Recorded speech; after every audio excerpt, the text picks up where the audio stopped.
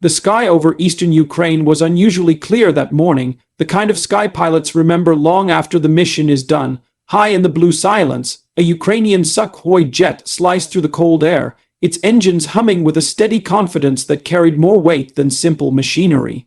This was not just another flight.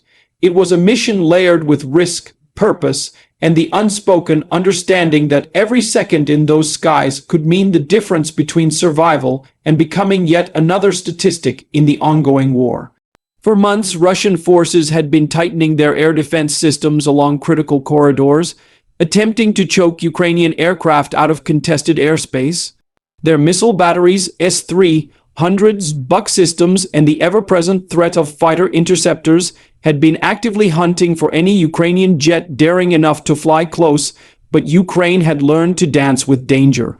Its pilots, forged by years of war, had mastered the art of flying low, unpredictable, and fiercely determined. This mission was no different, but what came next would turn into one of the most talked about near-miss engagements in recent memory.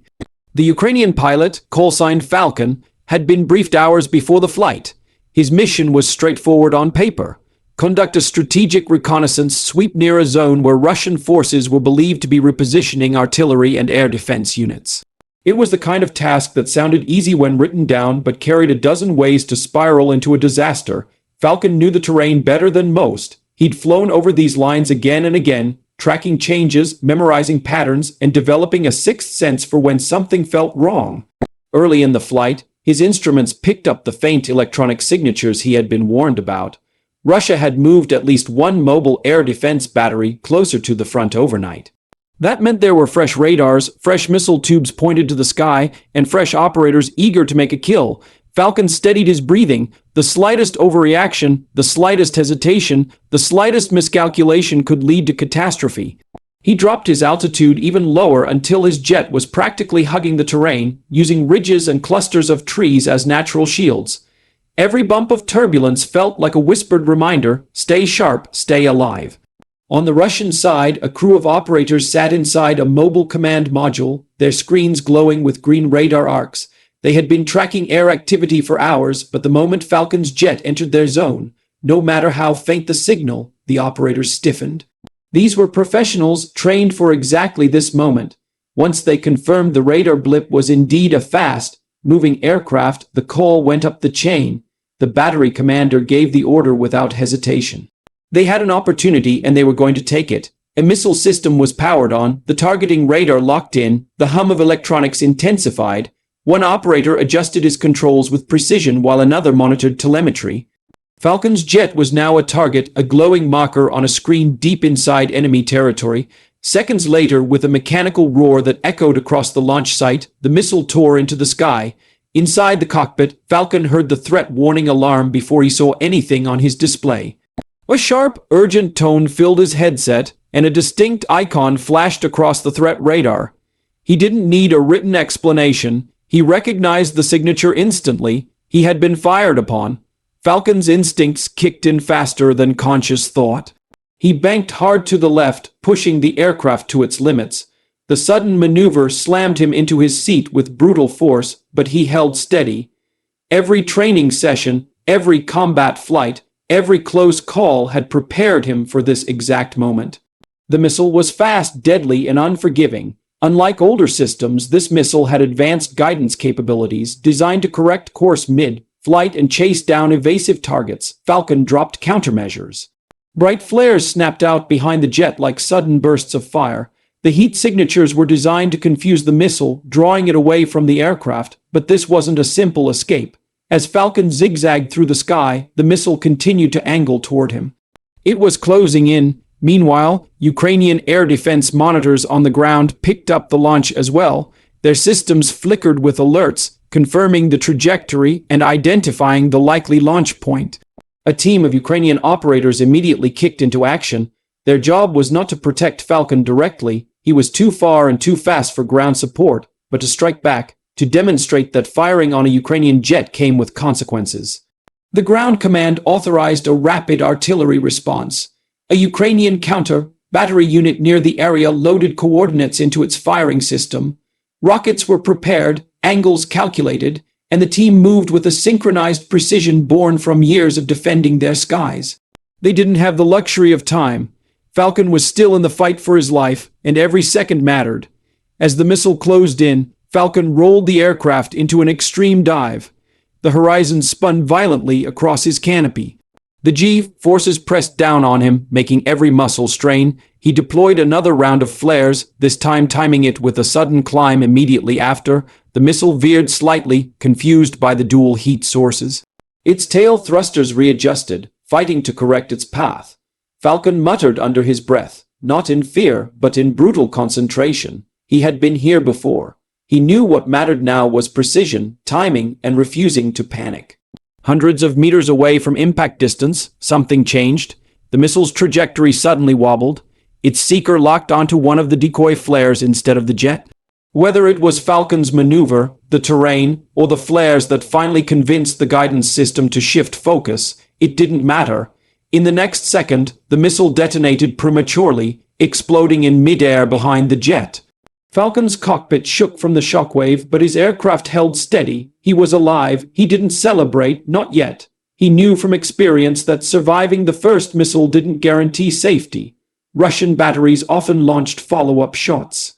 Falcon scanned his instruments, checked his fuel, and made several rapid adjustments to vector away from the threat zone. His breathing was heavy, but his mind remained clear. The Ukrainian Air Force had lost too many good pilots to let adrenaline overpower judgment. Then the radio crackled to life. Ground command informed him that Ukrainian artillery had responded. Falcon turned slightly to catch a glimpse of the horizon from a safe distance. Smoke was rising near the coordinates where analysts believed the missile had been launched. The Ukrainian counterstrike had hit the Russian battery hard. The irony wasn't lost on him. The very act of firing the missile had exposed the Russian crew's exact location. Their radar signature and launch telemetry gave away everything. And Ukraine had used that to their advantage. The phrase "it backfired" didn't even begin to cover it. Russia's attempt to bring down a Ukrainian jet had instead resulted in the destruction of one of their own critical air defense assets, a battery far more expensive and strategically valuable than a single missile. Falcon exhaled slowly. In war, victories rarely came clean or simple, but this one felt significant. Back at the Russian site, chaos erupted moments after the missile launch. The crew had barely begun to reset their system when incoming Ukrainian artillery screamed overhead. The first barrage struck close, sending shockwaves through the ground and rattling equipment. Operators scrambled, desperate to shut down systems, move vehicles, or take cover. But Ukrainian counter-battery fire is notoriously fast and precise. The second barrage hit even closer. One missile struck the command vehicle itself, engulfing it in flames. The operators never had a chance to re-establish order. By the time the attack ended, the site was in ruins. A few Russian soldiers who survived the blast staggered out of the smoke, disoriented and stunned. Their air defense system, something that should have protected them, had turned into a beacon that ensured their destruction.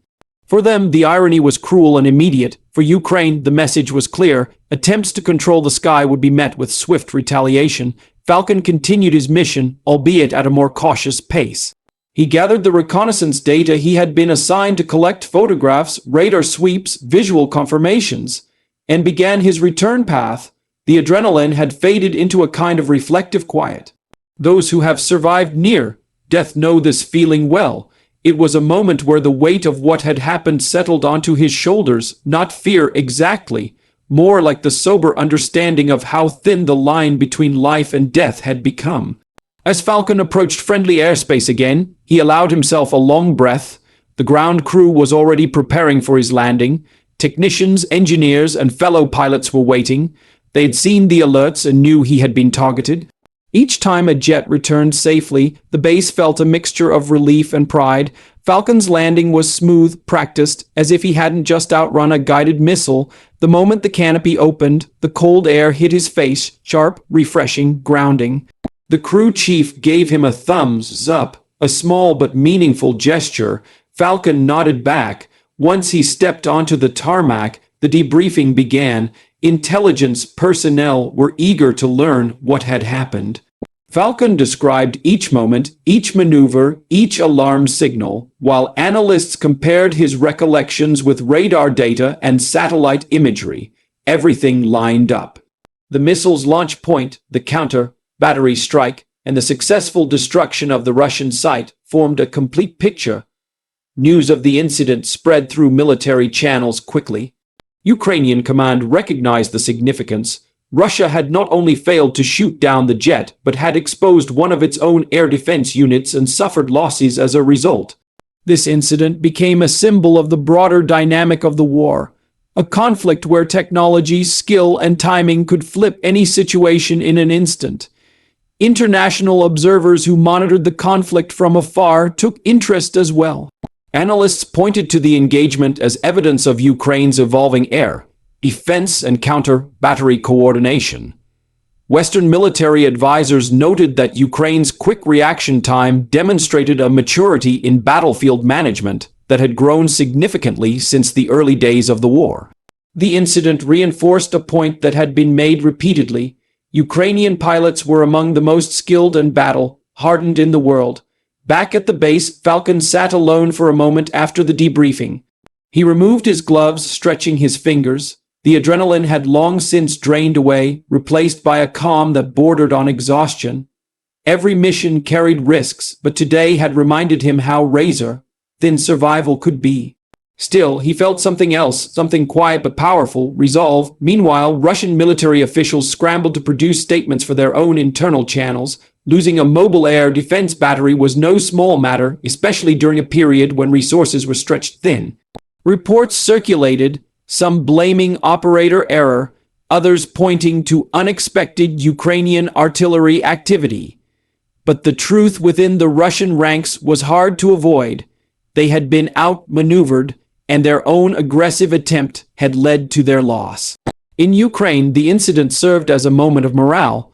Videos circulated on social media, animations, voiceovers, commentary, highlighting Falcon's evasive maneuvers and the counterstrike that followed. Though official details remained classified, the narrative of a Ukrainian jet surviving a direct missile attack while the Russian system was destroyed became a story of resilience, skill, and tactical intelligence. Soldiers at the front lines shared the story among themselves. Civilians discussed it in cafes and online forums. It wasn't just a military victory, it was a psychological one. Falcon, despite all the attention, returned to his routine. The war was not slowing down, and missions continued daily. The next morning, he would walk the same hallways, suit up, run pre-flight checks, and take to the skies again. That was the nature of his service. Every flight could be the last, yet he flew anyway. In the grand scope of war, some incidents fade quickly, others become symbols. This one, the attempted takedown of Falcon's jet, grew into the latter. Not because it was the largest or the deadliest engagement, but because it embodied something deeper. It illustrated how even in a landscape dominated by missiles, radars, drones, and electronic warfare, human skill and split-second decision-making could still change everything. For Russia, it was a reminder that every action had consequences. For Ukraine, it was proof that their skies were defended not just by machines, but by brave individuals who refused to be intimidated. And for Falcon, it became another mark on a long list of experiences that shaped him not just as a pilot, but as a survivor. Weeks later, satellite imagery confirmed that the destroyed Russian battery had not been replaced. Whether due to resource constraints or fear of further counterattacks, the area remained quieter than before. Ukrainian aircraft flew more freely along that corridor, expanding their operational reach.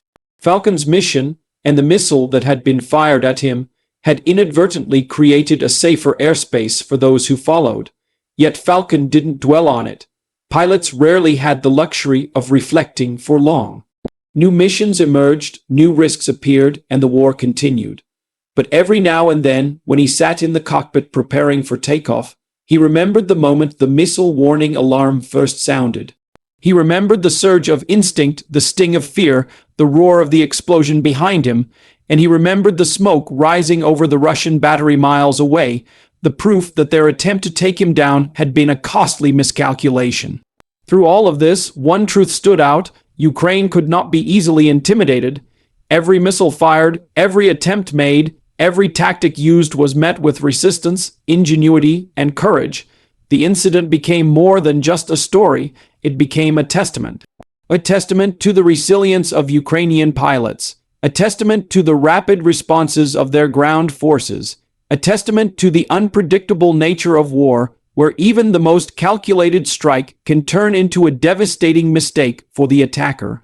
Falcon never sought fame. He didn't boast, didn't retell the incident with exaggeration.